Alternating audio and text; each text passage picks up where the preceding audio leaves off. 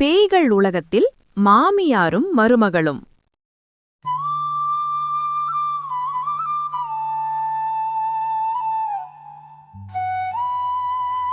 பல நூற்றாண்டுகளுக்கு முன்னாடி மனிதர்களுக்கு ஒரு உலகமும் பேய்களுக்கு ஒரு உலகமும் கடவுள்களுக்கு ஒரு உலகம்னு மக்கள் தனித்தனியா வாழ்ந்துட்டு இருந்தாங்க.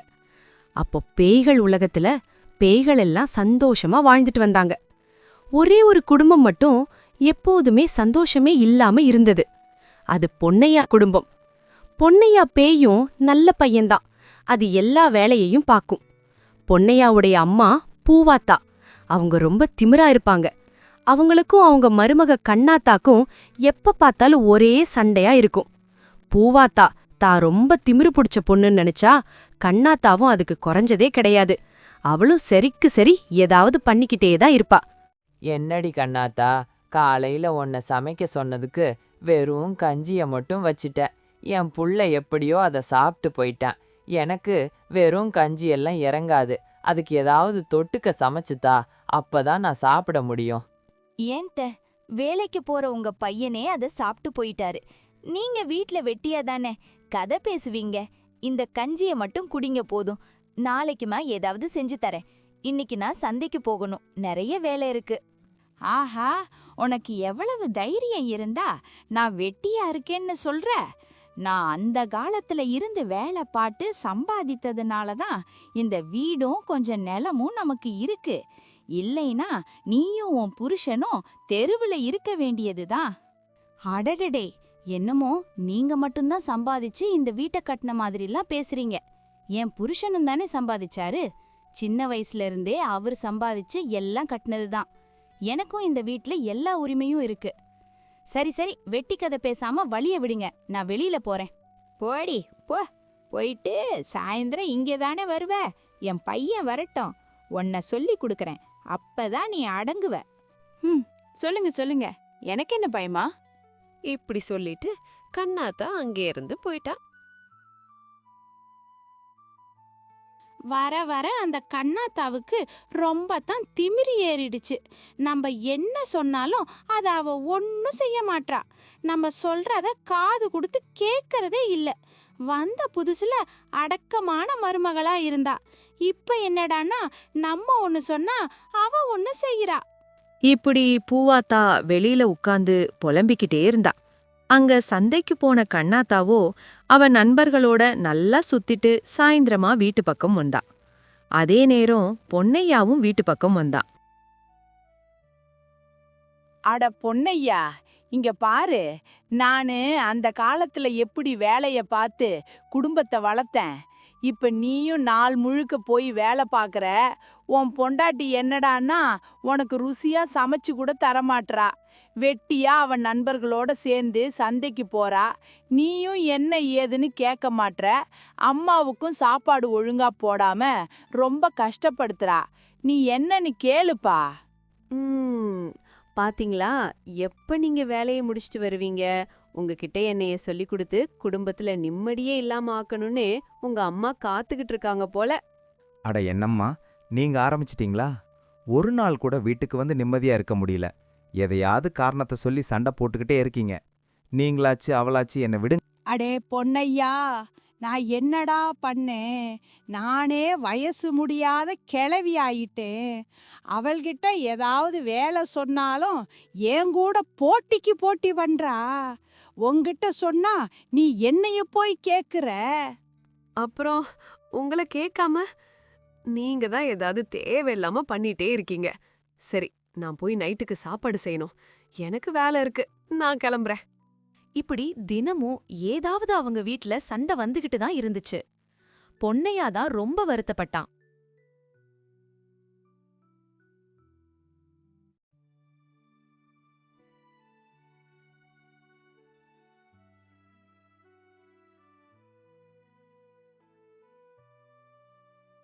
ஆஹா, கூட்டிட்டு இருக்கியா? நேத்து எனக்கு வெறும் கஞ்சிய போட்டில, இன்னைக்கு நீ கூட்டின இடத்துல திரும்ப நான் குப்பையை எடுத்து கொட்டி விடுறேன். திரும்ப கூட்டினாதான் உனக்கு புத்தி வரும். என்கிட்ட சண்டை வச்சுக்கிட்டா இதுதான் நடக்கும். தினமும் இந்த குப்பைய கூட்டுறதே பெரிய வேலையா இருக்கு. இதுல வேற அந்த கிழவி வந்து நொய்யி நொய்யின்னு எதையாவது குறை சொல்லும். எப்படியோ இங்க வந்து நல்லா மாட்டிக்கிட்டேன். சரி சரி, நம்ம போய் சமைக்கிற வேலைய பாப்போம். நேரமாச்சுன்னா அந்த கிழவி நேரா தட்டை தூக்கிட்டு வந்துரும். இப்படி கண்ணாத்தா சமைக்க போனதும் பூவாத்தா அந்த குப்பைகளையெல்லாம் திரும்ப கீழேயே கொட்டிட்டா.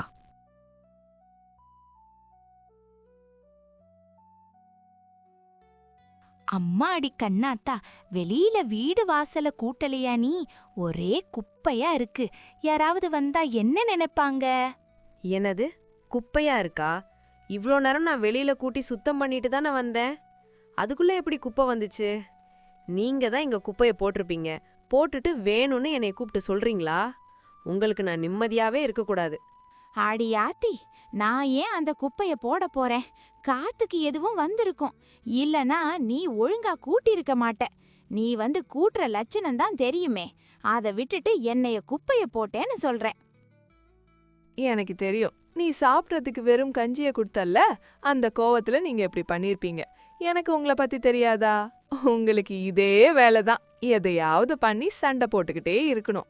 அம்மாடி அம்மா, நான் ஒன்னும் உன்கிட்ட சண்டை போட அலையல. நானே வயசான காலத்துல முடியாம உட்கார்ந்துருக்கேன். எனக்கு நீ நல்ல சாப்பாடு கொடுத்தா போதும். சரி, இத நானே கூட்டி அள்ளிடுறேன். நீ போய் நல்லா சம, அது போதும். சரி சரி, நான் போய் நல்ல சமைக்கிறேன். உங்க புள்ளையும் வயலுக்கு போக நேரமாச்சு. இனிமேல் இப்படி பண்ணாதீங்க. இப்படி அடுத்த நாள் கண்ணாத்தா நல்ல சுவையான சாப்பாடு சமைச்சு கொடுத்தா. பொன்னையாவும் பூவாத்தாவும் அத சாப்பிட்டாங்க. பூவாத்தா இப்படி மனசுக்குள்ள நினைச்சுக்கிட்டா, அவ அந்த குப்பைய போட்டதுனாலதான் கண்ணாத்தா பயந்து நல்லா சமைச்சான்னு. அப்ப தினமும் நம்ம ஏதாவது இப்படி பண்ணிக்கிட்டே இருந்தா கண்ணாத்தா நமக்கு பிடிச்ச மாதிரி நடந்துக்கிருவா அப்படின்னு பூவாத்தா நினைச்சா. அன்னையிலிருந்து பூவாத்தா ஏதாவது ஒரு பிரச்சனைய பண்ணிக்கிட்டே தான் இருந்தா. கண்ணாத்தாவும் சரிக்கு சரி சண்டை போட்டுக்கிட்டே தான் இருந்தா. இப்படியே கொஞ்ச நாள்கள் போச்சு.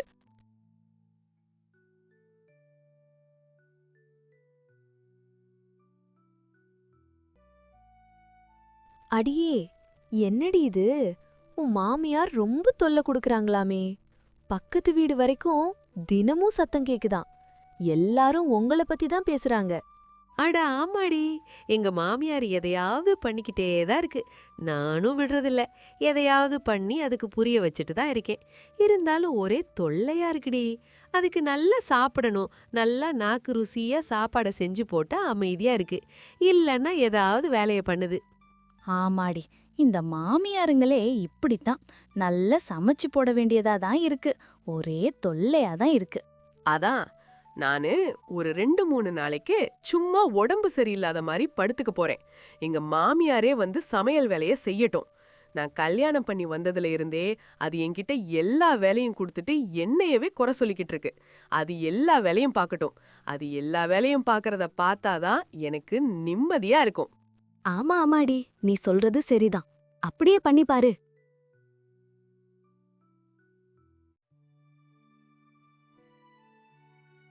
இப்படி அடுத்த நாள் குளிர்ஜுரம் வந்த மாதிரி கண்ணாத்தா படுத்த படுக்கையா இருக்கிற மாதிரி நடிச்சா.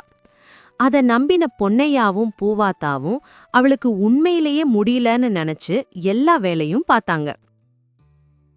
இந்த கண்ணாத்தா பொன்னையா இருக்கிற வரைக்கும் ரொம்ப முடியாத மாதிரி இருந்தா அப்புறம் கொஞ்சம் நல்லாத்தானே உட்கார்ந்திருக்கா. ஒருவேளை நம்ம சமைக்கணும்னு வேணும்னே நடிக்கிறாளோ? சரி, ஏதுக்கும் கொஞ்சம் மறைஞ்சு நின்னு பாப்போம். அவளை பார்க்க அவ நண்பர்கள் வந்ததும் என்ன பேசுகிறாங்கன்னு ஓரமா நின்னு கேட்போம். என்னடி கண்ணாத்தா, நீ சொன்ன மாதிரியே நல்லா நடிக்கிற போல. உன் மாமியார் எல்லா வேலையையும் பாக்குதா? பின்ன பார்க்காம எல்லா வேலையையும் அது தலையிலேயே கட்டிட்டேன். நான்லாம் நிம்மதியா ரெஸ்ட் எடுக்கிறேன். இப்படி அவங்க பேசுறத கேட்ட பூவாத்தாவுக்கு ரொம்பவே கோபம் வந்துருச்சு. அவளும் இதுக்கு ஏதாவது பண்ணணும்னு நினைச்சு கீழே விழுந்த மாதிரி நடிக்க ஆரம்பிச்சா.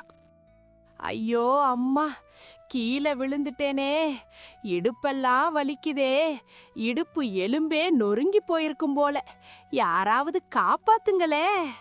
ஐயையோ, என்னாச்சு உங்களுக்கு? கீழே விழுந்துட்டீங்களா? ஆமாம்மா, கீழே விழுந்துட்டேன். சமைக்க போகும்பொழுது அரிசி எடுக்கலான்னு நினைச்சேன். சரின்னு திரும்பினேன், டபக்குன்னு விழுந்துட்டேம்மா. ரொம்ப வலிக்குது. ம், சரி. நீங்க உடம்ப பாத்துக்கோங்க. கண்ணாத்தா தூங்குறா, நான் போயிட்டு வரேன். போடி போ. எல்லாரும் சேர்ந்து என்னை ஏமாத்த பாக்குறீங்களா? நான் யாருன்னு காட்டுறேன்.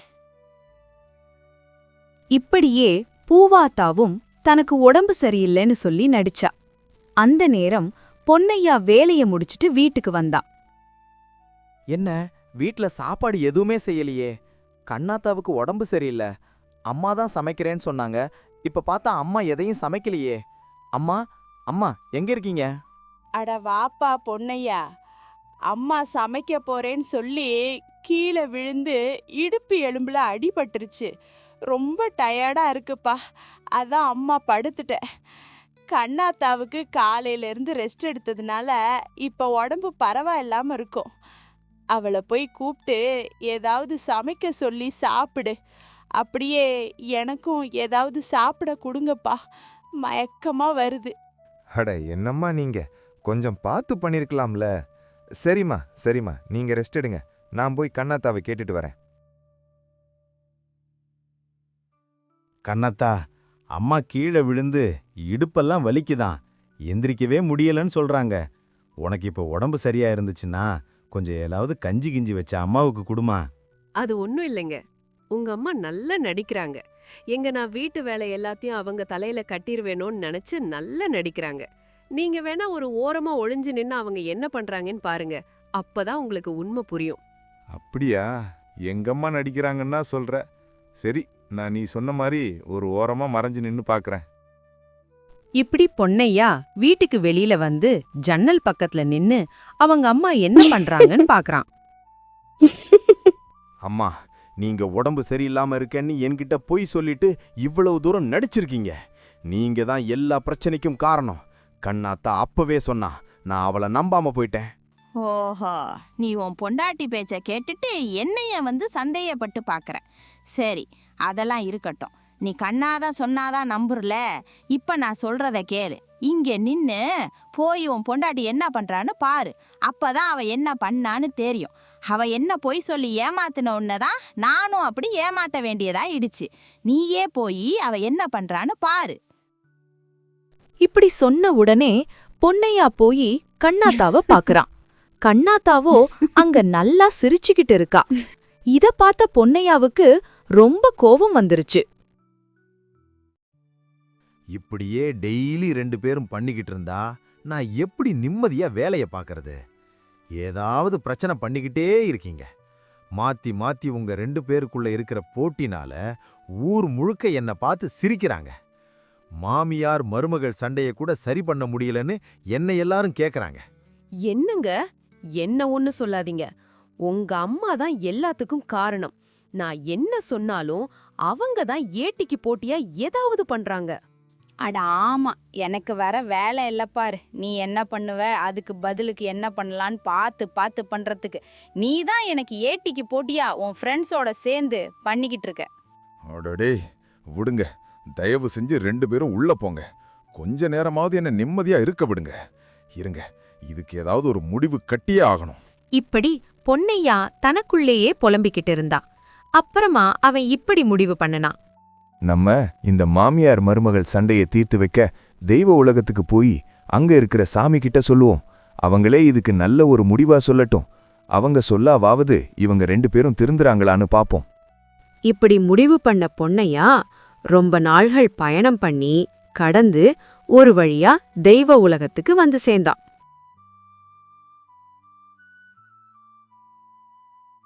தாயே வணக்கம், நான் பொன்னையா. பேய் உலகத்திலிருந்து வந்திருக்கேன்.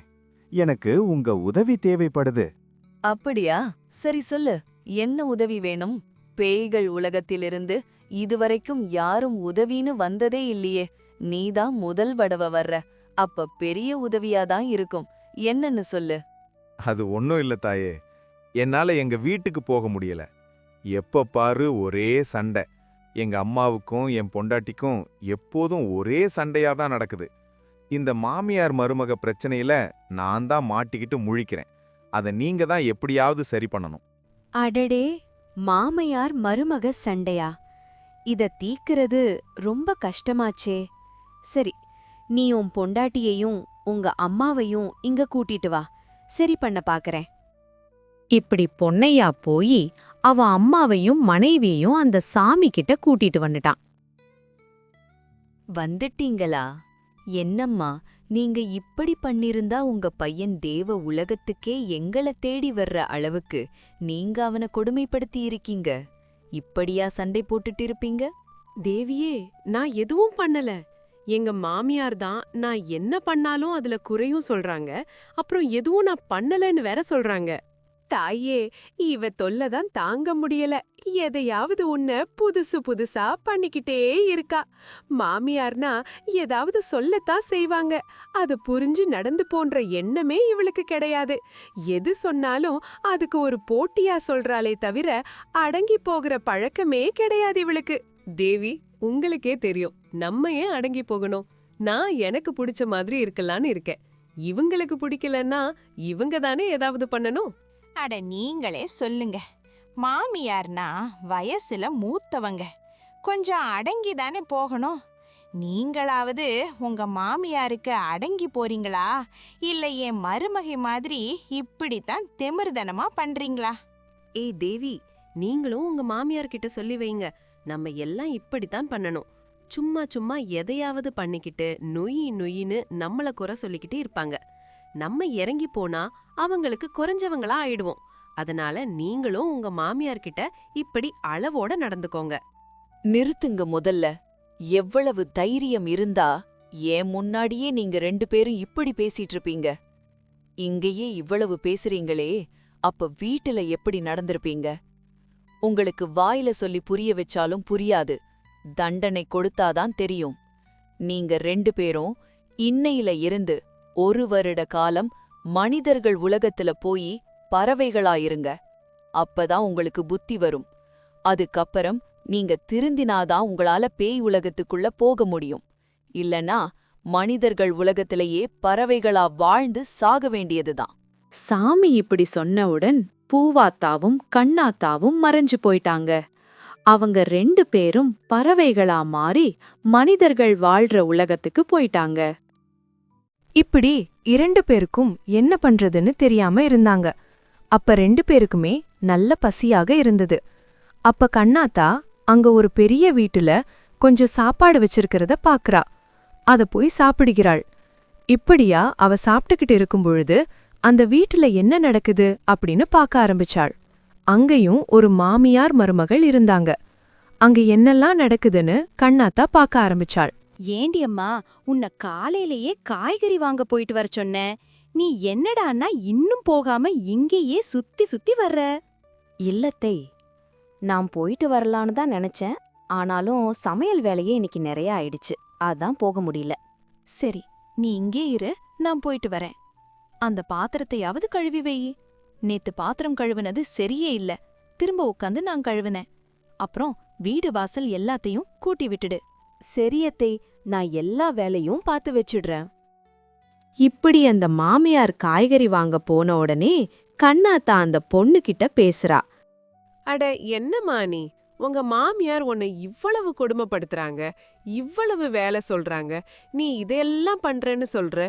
சரி சரின்னு சொல்லி கேட்டுக்கிறியே, உனக்கு இதெல்லாம் பண்ண கஷ்டமா இல்லையா? ஐயோ, இது என்ன, ஒரு பறவை என்கிட்ட பேசுது? இது நிஜம்தானா? ஆமாமா, நான் தான் பேசுறேன். சரி, நீ நான் கேட்டதுக்கு பதில் சொல்லு. ஆமா ஆமா, நான் என் மாமியார் சொல்ற எல்லா வேலையும் பாப்பேன். ஏன்னா என் கணவரை கல்யாணம் பண்ணும்போது அவரு எந்த வேலைக்கும் போகல.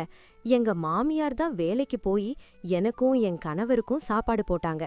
எனக்கு தேவையான எல்லா பொருளையுமே வாங்கி கொடுத்தாங்க. இப்ப நான் போட்டிருக்க நகை கூட எங்க மாமியார் வாங்கி கொடுத்ததுதான். அவங்க கொஞ்சம் முன்கோபக்காரவங்க, அதனால கொஞ்சம் கோவமா பேசுற மாதிரி தெரியும். ஆனா நிஜத்துல அவங்க என் மேல ரொம்ப பாசம் வச்சிருக்காங்க. அதனால நான் அவங்க என்ன சொன்னாலும் தட்டாமல் செய்வேன். அடடே, அப்படியெல்லாம் நினைக்காத. இந்த காலத்துல அப்படியெல்லாம் இருந்தா நம்ம ஒன்னும் பண்ண முடியாது. அதெல்லாம் அவங்க மனசுல மாமியார்னா இப்படிதான் இருக்கணும், மருமகளை இப்படிதான் நடத்தணும்ன்ற எண்ணம் இருக்கும். சரியா? நீ அதெல்லாம் நம்பாத. அட இல்ல பறவையே, எங்க மாமியாரு கொஞ்சம் வெடுக்கு வெடுக்குன்னு பேசுவாங்க. ஆனாலும் அவங்க மனசுக்குள்ள என்ன ரொம்ப நல்லபடியா தான் வச்சுக்கிறாங்க. ஊரு உலகம் எல்லா இடத்துலயும் என்ன பத்தி நல்ல விதமா தான் சொல்லுவாங்க. எந்த குறையும் சொல்ல மாட்டாங்க. இப்ப நீ வேணா அந்த காய்கறி வாங்க போற இடத்துல என்ன நடக்குதுன்னு பாரு.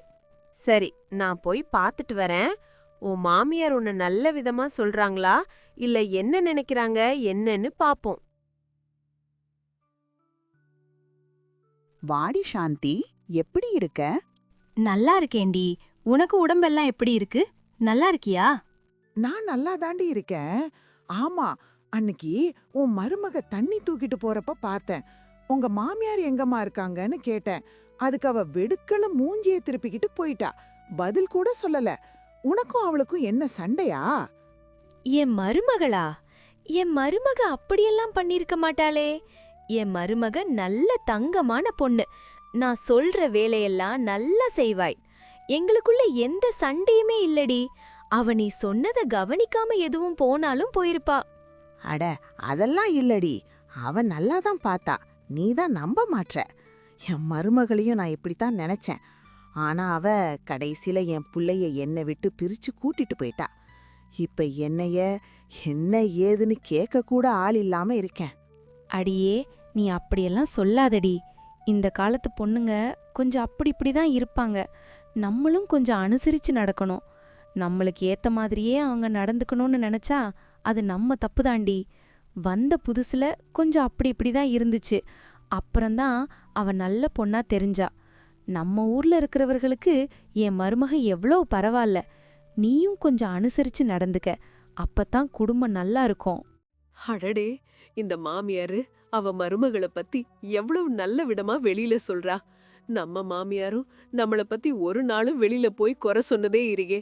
யாரும் நம்ம கிட்ட வந்து சொன்னதே இல்ல. ஆனா நம்ம தான் நம்ம ஃப்ரெண்ட்ஸ் எல்லார்கிட்டயும் எங்க மாமியார் அப்படி, மாமியார் இப்படின்னு சொல்லிட்டு அவளுங்க அங்க குடுக்கற யோசனையில நம்ம ரொம்பவே திமிரா நடந்துகிட்டோம். வயசுல பெரியவங்க தான். நானும் கொஞ்சம் பார்த்து நடந்திருக்கலாம்.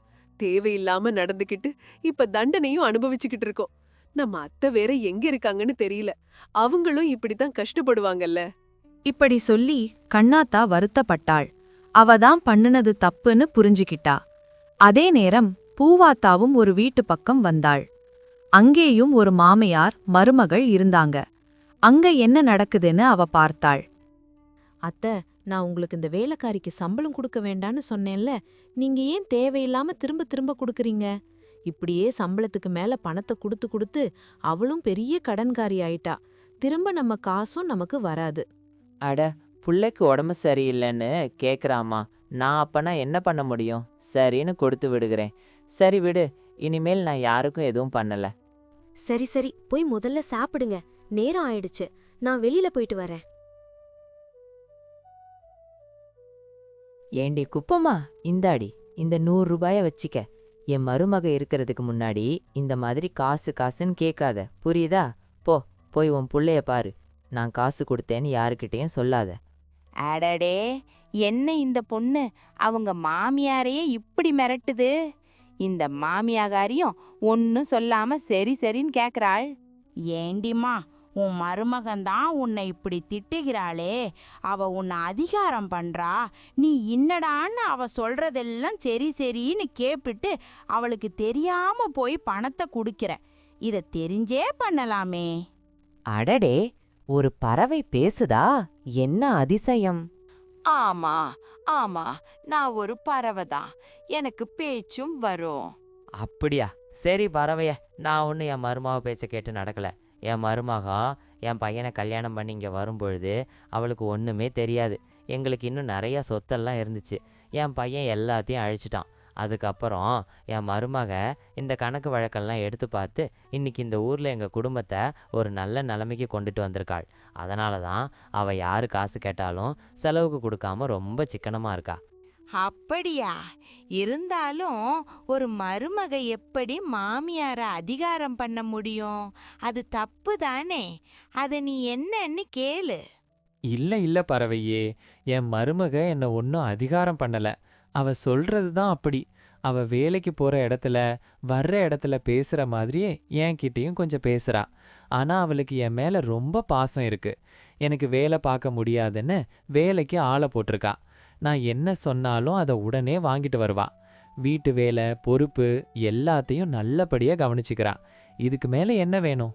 இல்ல இந்த மருமக பேச்ச கேட்க ஆரம்பிச்சோன்னா நம்ம கதை அவ்வளவுதான். அட அப்படி இல்ல பறவை. நீயும் ஒரு தடவை உன் மருமக பேசுறத கேளு. அவளோட போட்டிக்கு போட்டி ஏதாவது பண்ணுனா அதுதான் நமக்கு பிரச்சனையா வரும். மருமகளுங்க சந்தோஷமா இருந்தா இந்த குடும்பமே சந்தோஷமா இருக்கும். நம்ம பொண்ணுங்க மட்டும் நம்ம கிட்ட என்ன பாசமாவா இருக்காங்க? அழுதா கோபம் வந்தா கத்த தான் செய்றாங்க. அதையெல்லாம் கேட்குறோம்ல. மருமகனா மட்டும் நம்ம ஏன் கேட்க மாட்டோம்? அதனால மருமக சொல்றதெல்லாம் நீயும் கேளு, சரியா? அட ஆமா, நீ சொல்றது சரிதான். நானும் என் மருமக கிட்ட போட்டிக்கு போட்டி பண்ணினேனே தவிர அவ சொல்றத ஒரு நாளும் நான் கேட்டதில்ல. அவளுக்கு என்ன தேவைன்னு நான் யோசிச்சதும் கிடையாது. நான் எனக்கு என்ன தேவைன்பதை யோசிச்சேன், பண்ணினேன். அவளும் நம்ம வீட்டுக்கு வந்த பொண்ணு தானே, நம்ம பொண்ணும் தானே அப்படின்னு நான் நினைக்கவே இல்லை. இது என் மேல உள்ள தப்பு தான். இப்படி தப்பு பண்ணதுனால தண்டனையை அனுபவிச்சுக்கிட்டு இருக்கேன். இப்படி பூவாத்தாவும் ரொம்பவே வருத்தப்பட்டா. அப்படியே அவங்களுடைய 1 வருட காலம் முடிஞ்சுது. திரும்பி எல்லாரும் சாமி கிட்டயே வந்தாங்க. தாயே, என்னை மன்னிச்சிருங்க தாயே. நான் தேவையில்லாம இப்படியெல்லாம் நடந்துகிட்டு என் மருமகளையும் நான் ரொம்பவே மோசமா நடத்திட்டேன். இப்பதான் எனக்கு எல்லாமே புரியுது. ஆமாம் தேவியே, நானும் என் மாமியார ரொம்பவே தப்பா நடத்திட்டேன். எனக்கும் எல்லாமே புரியுது. என்னையும் மன்னிச்சிடுங்க. இப்ப புரியுதா உங்க 2 பேருக்கும்? ஒருத்தருக்கு ஒருத்தர் விட்டு கொடுத்து வாழ்வதுதான் ஒரு குடும்பம். அதை விட்டுட்டு நீ பெரியவளா நான் பெரியவளா, நான் செய்யறது கரெக்டா நீ செய்யறது கரெக்டான்னு சண்டை போட்டுக்கிட்டு இருந்தா குடும்பத்துல யாருக்குமே நிம்மதி இருக்காது. ஆமாம் தாயே, நீங்க சொல்றதுதான் சரி. என்னை மன்னிச்சிடு கண்ணாத்தா. நான் உன்னை ரொம்பவே கொடுமைப்படுத்திட்டேன். நீங்களும் என்ன மன்னிச்சிடுங்க அத்தை. நானும் உங்களை என் ஃப்ரெண்ட்ஸ் கூட சேர்ந்து ரொம்பவே கஷ்டப்படுத்திட்டேன். இனிமேல் அப்படி நடந்துக்க மாட்டேன். சந்தோஷம். நீங்க 2 பேரும் நீங்க பண்ணுன தப்ப புரிஞ்சுக்கிட்டது போதும். இனிமேல் நிம்மதியா நல்ல குடும்பமா சந்தோஷமா வாழுங்க. நீங்க 2 பேரும் உங்க தப்ப புரிஞ்சு உணர்ந்து திருந்தி இருக்கிறதுனால உங்களுக்கு நான் இங்க 2 பயனறிய பொற்காசுகளை வச்சிருக்கேன். அதை எடுத்துக்கிட்டு சந்தோஷமா போய் உங்க வாழ்க்கைய வாழுங்க. ஓகே, ரொம்ப ரொம்ப நன்றி தாலி. இப்படி எல்லாரும் பழையபடி தங்களுடைய வீட்டுக்கு போயிட்டு சந்தோஷமா தங்களுடைய வாழ்க்கைய வாழ்ந்தாங்க. நம்மளும் ஒற்றுமையா ஒரே குடும்பமா வாழணும்னா ஒருத்தரை ஒருத்தர் விட்டு கொடுத்து அன்பு செய்து போட்டி பொறாமை இல்லாம இருக்கணும். வெளியில போட்டி பொறாமை இருந்தாலும் நம்ம குடும்பத்துல உள்ளவங்களையாவது நம்ம நேசிக்க கத்துக்கணும்.